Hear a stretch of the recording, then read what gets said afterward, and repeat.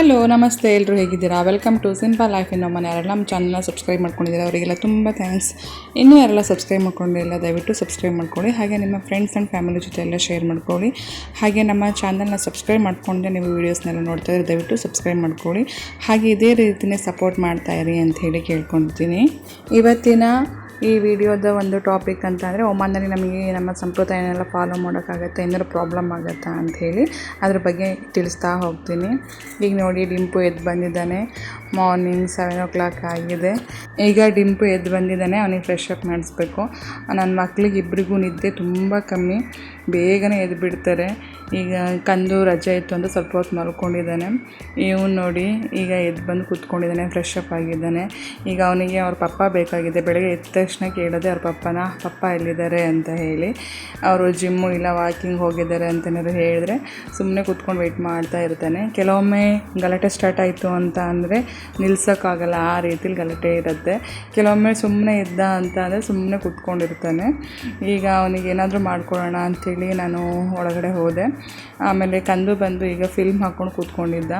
ಈ ಫಿಲ್ಮ್ ಅಂತೂ ತುಂಬ ಚೆನ್ನಾಗಿದೆ. ಇದು ಆ್ಯಕ್ಚುಲಿ ಕಿಡ್ಸ್ ಮೂವಿ, ತುಂಬ ಚೆನ್ನಾಗಿದೆ, ಆ್ಯನಿಮಲ್ ಓರಿಯೆಂಟೆಡು.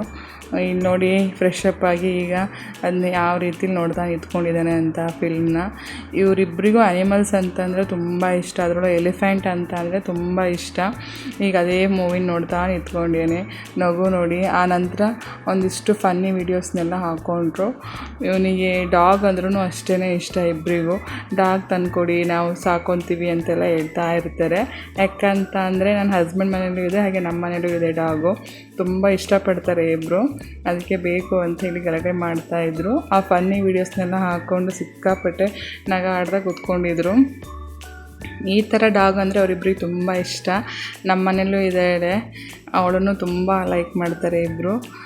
ಈಗ ನೋಡಿ, ಈ ಥರ ಫನ್ನಿ ವೀಡಿಯೋಸ್ನೆಲ್ಲ ಅವ್ರ ಪಪ್ಪಂಗೆ ತೋರಿಸ್ತಾ ಇದ್ದಾನೆ. ಡಿಂಪಿಗೆ ಯಾವುದಾದ್ರು ಒಂದು ವೀಡಿಯೋ ಫನ್ನಿ ಅನಿಸ್ತು ಅಂದರೆ ಅದನ್ನ ತೊಗೊಂಬಂದು ನಮಗೆ ತೋರಿಸ್ತಾನೆ. ಆಮೇಲೆ ನಗು ಅಂದರೆ ನಗ ಆಡ್ತಾ ಇರ್ತಾನೆ. ಹೀಗೆ ಇದೆಲ್ಲ ಮಾಡ್ತಾ, ಇಲ್ಲಿ ನೋಡಿ ಈಗ ಇದು ಪೊಟ್ಯಾಟೊ ಅಂತೆ, ಪೊಟ್ಯಾಟೊ ಮಾಡ್ತಾ ಇದ್ದಾನೆ.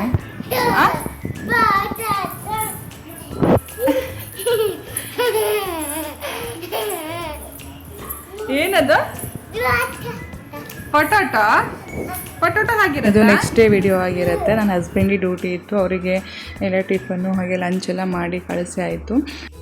ನಮಗೆ ಮನೆ ಕ್ಲೀನ್ ಮಾಡೋದಿತ್ತು ಇವತ್ತು ಫುಲ್ಲು, ಅದಕ್ಕೋಸ್ಕರ ಕ್ಲೀನ್ ಮಾಡ್ತಾಯಿದ್ದೆ. ಆ್ಯಕ್ಚುಲಿ ಸೂತ್ಕ ಕೂಡ ಇತ್ತು, ಅದಕ್ಕೋಸ್ಕರ 11 days ತನಕ ಎಲ್ಲ ಏನೋ ದೀಪ ಎಲ್ಲ ಹಚ್ಚಂಗಿರಲಿಲ್ಲ. ಅದೆಲ್ಲ ಕ್ಲೀನ್ ಮಾಡಿಕೊಂಡು ಆನಂತರನೇ ದೀಪ ಹಚ್ಚೋದಿತ್ತು. ಬಟ್ ಎಗೇನ್ ಅದೇನೋ ಮತ್ತೆ ಸೂತ್ಕ ಬಂತು ಅಂತ ಹೇಳಿ ಈಗ ಮತ್ತೆ ಮನೆಯೆಲ್ಲ ಕ್ಲೀನಿಂಗ್ ಮಾಡ್ಕೊಳ್ತಾ ಇದ್ದೆ. ನಾನು 2 months ಒನ್ಸು ಅಥವಾ 3 months ಒನ್ಸು ಈ ರೀತಿಯಲ್ಲಿ ಡೀಪ್ ಕ್ಲೀನ್ ಮಾಡ್ತಾ ಇರ್ತೀನಿ. ಈಗ ಶ್ರಾವಣನೂ ಬರ್ತಾ ಇರೋದ್ರಿಂದ ಎಲ್ಲ ಸೇರಿ ಒಟ್ಟಿಗೆ ಆಗುತ್ತೆ ಅಂಥೇಳಿ ಈ ಥರ ಕ್ಲೀನ್ ಮಾಡ್ತಾ ಇದ್ದೆ. ಈಗ ನಮಗೆ 2 ಸೂತ್ಕನೂ ಒಟ್ಟಿಗೆ ಬಂದಿದ್ದರಿಂದ ಮತ್ತೆ ಕ್ಲೀನಿಂಗ್ ಎಲ್ಲ ಮಾಡೋದಿತ್ತು, 2 ಟೈಮ್ ಮಾಡಿದ್ದಾಯಿತು. ಈಗ ಎಲ್ಲರೂ ಅಂದ್ಕೊತಾರೆ ಹೊರಗಡೆ ಇದ್ದಾರೆ, ಅವರೇನೂ ಫಾಲೋ ಅಪ್ ಮಾಡಲ್ಲ ಹಾಗೆ ಹೇಗೆ ಅಂತ. ಬಟ್ ನಾವೆಲ್ಲದನ್ನೂ ಫಾಲೋ ಅಪ್ ಮಾಡ್ತೀವಿ.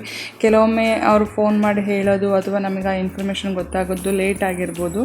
ಬಟ್ ಗೊತ್ತಾದ ಮೇಲಂತೂ ನಾವು ಕಂಪಲ್ಸರಿ ಫಾಲೋ ಮಾಡ್ತೀವಿ, ನಾನಾಗಿರ್ಬೋದು ನನ್ನ ಹಸ್ಬೆಂಡ್ ಆಗಿರ್ಬೋದು. ಯಾಕಂತಂದರೆ ಗೊತ್ತಾದ ಮೇಲೂ ಆ ರೀತಿಲೆಲ್ಲ ಬಿಡೋದು ಸರಿಯಲ್ಲ ಅಂತ ಅಂದ್ಕೊಂಡು ಫಾಲೋ ಮಾಡ್ತೀವಿ. ಕೆಲವೊಮ್ಮೆ ನಮ್ಮ ಅತ್ತಿಗೆ ಅಥವಾ ಅಮ್ಮ ಯಾರಾದರೂ ಫೋನ್ ಮಾಡಿಬಿಟ್ಟು ಹೇಳ್ತಾರೆ ಈ ರೀತಿಲಿ ಆಗಿದೆ ಅಂತ ಹೇಳಿ.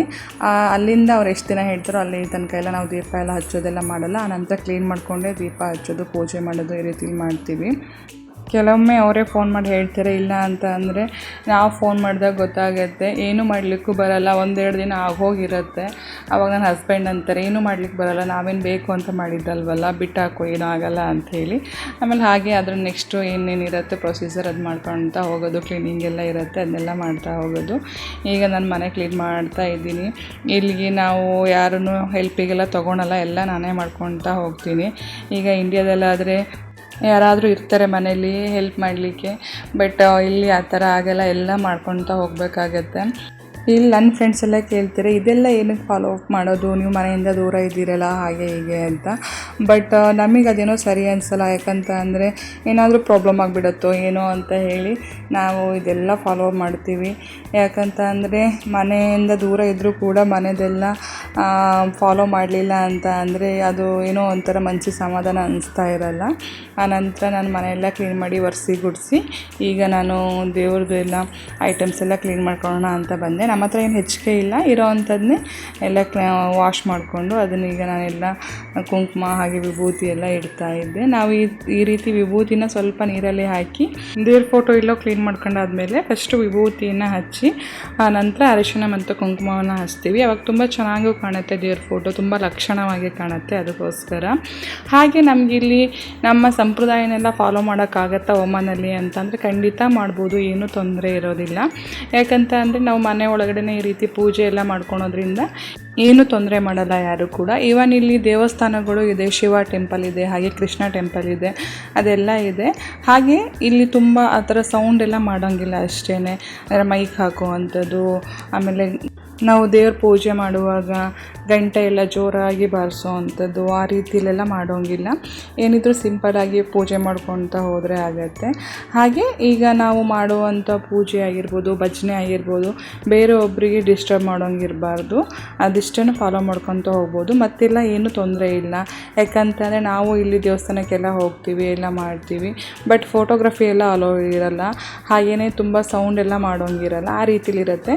ಬಟ್ ನಮ್ಮ ಶಾಸ್ತ್ರ ಸಂಪ್ರದಾಯನೆಲ್ಲ ಫಾಲೋ ಮಾಡಲಿಕ್ಕೆ ಏನೂ ತೊಂದರೆ ಇಲ್ಲ, ಎಲ್ಲ ಮಾಡ್ಕೊತ ಹೋಗ್ಬೋದು. ನಮ್ಮ ಸಂಪ್ರದಾಯನ ಫಾಲೋ ಮಾಡಬೇಕು, ಹಾಗೆ ಪೂಜೆ ಮಾಡಬೇಕು, ಇದೆಲ್ಲ ನಮ್ಮಲ್ಲಿ ಇರಬೇಕು ಅಷ್ಟೇ. ನಾನು ಡೈಲಿ 2 ಟೈಮ್ಸ್ ಪೂಜೆ ಮಾಡ್ತೀನಿ, ಬೆಳಗ್ಗೆ ಮತ್ತು ಸಂಜೆ. ವಿತೌಟ್ ಮಿಸ್ಸು ಬೆಳಗ್ಗೆ ಮತ್ತು ಸಂಜೆ ಪೂಜೆ ಮಾಡೇ ಮಾಡ್ತೀವಿ. ನನ್ನ ಹಸ್ಬೆಂಡು ಮುಂಚೆ ಎಲ್ಲ ಅಷ್ಟೊಂದು ಪೂಜೆ ಎಲ್ಲ ಮಾಡ್ತಿರಲಿಲ್ಲ, ಜಸ್ಟು ನಮಸ್ಕಾರ ಮಾಡ್ಕೊಂಡು ಹೋಗೋರು. ಬಟ್ ಈಗ ಅವರು ಕೂಡ ಪೂಜೆ ಎಲ್ಲ ಮಾಡ್ತಾರೆ. ಹಾಗೆಯೇ ನೋಡಿ ಇಲ್ಲಿ ಸಾಯಿಬಾಬಾ ಇದೆ, ಹಾಗೆಯೇ ಗಣಪತಿ, ಹಾಗೆ ಆಂಜನೇಯ ಇರೋವಂಥದ್ದು, ಹಾಗೆ ಶೃಂಗೇರಿ ಶಾರದಾಂಬೆ, ಸಿಗಂದೂರು ಚೌಡೇಶ್ವರಿ ಅದೆಲ್ಲ ಫೋಟೋಗಳು ಇದೆ.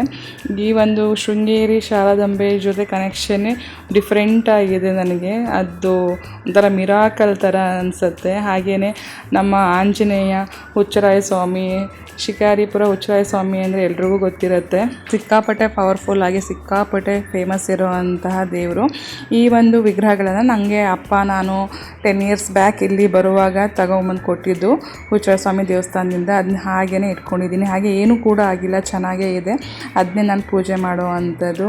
ಹಾಗೆಯೇ ನಮಗೆ ಶಿಕಾರಿಪುರದವರಿಗೆ ಹುಚ್ಚರಾಯ ಸ್ವಾಮಿ ಆಶೀರ್ವಾದ ಇಲ್ಲದೆ ಅಥವಾ ಅವನ ಆಶೀರ್ವಾದ ತಗೊಂಡ್ರೆ ನಾವು ಏನೂ ಕೆಲಸ ಮಾಡಲ್ಲ. ಆ ರೀತಿಲಿ ನಾವು ಅಷ್ಟೇ, ಏನಾದರೂ ಒಂದು ಕೆಲಸ ಆಗಬೇಕು ಅಂತ ಅಂದರೆ ಫಸ್ಟ್ ಹೋಗೋದೇ ಅಲ್ಲಿ. ಒಂಥರ ಕನೆಕ್ಷನ್ನು, ಹಾಗೆ ನಂಬಿಕೆ ಅದೆಲ್ಲ ಇದೆ. ಅದೇ ಅಲ್ಲಿಂದ ಆ ದೇಶದಿಂದ ಈ ದೇಶಕ್ಕೆ ಬಂದರೂ ಕೂಡ ನಾವು ಇದನ್ನೆಲ್ಲ ಬಿಟ್ಟಿಲ್ಲ, ಎಲ್ಲ ಫಾಲೋ ಮಾಡ್ತಾ ಇದ್ದೀವಿ. ಹಾಗೆ ಈ ಗಣಪತಿ ವಿಗ್ರಹನೂ ಅಷ್ಟೇ ಮಧ್ಯೆ ಇರೋವಂಥದ್ದು. ನನ್ನ ಹಸ್ಬೆಂಡಿಗೂ ಹಾಗೆ ಮತ್ತು ಆ ಗಣಪತಿ ವಿಗ್ರಹಕ್ಕೂ ಒಂದು ಕನೆಕ್ಷನು. ಯಾಕಂತ ಅಂದರೆ ಅವ್ರು ಫಸ್ಟು ಜಾಬಿಗೆ ಅಂತ ಸೇರಿಕೊಂಡಾಗ ಕೊಟ್ಟಿದ್ದಂತಹ ಒಂದು ವಿಗ್ರಹ, ಅದನ್ನ ಹಾಗೆ ಇಟ್ಕೊಂಡ್ಯಾರ ಅವರು ಅಷ್ಟೇ. ಇಲ್ಲಿಂದ ಇಲ್ಲಿಗೆ ಜಾಬ್ಗೋಸ್ಕರ ಬೇರೆ ಕಡೆ ಎಲ್ಲ ಹೋದರೂ ಕೂಡ ಆ ಒಂದು ಗಣಪತಿಯ ಒಂದು ವಿಗ್ರಹನ ಫ್ರೇಮ್ನ ಎಲ್ಲೂ ಬಿಟ್ಟು ಹೋಗಿಲ್ಲ. ಹಾಗೆ ಅದು ಕಂಟಿನ್ಯೂ ಆಗ್ತಾ ಬರ್ತಾ ಇದೆ.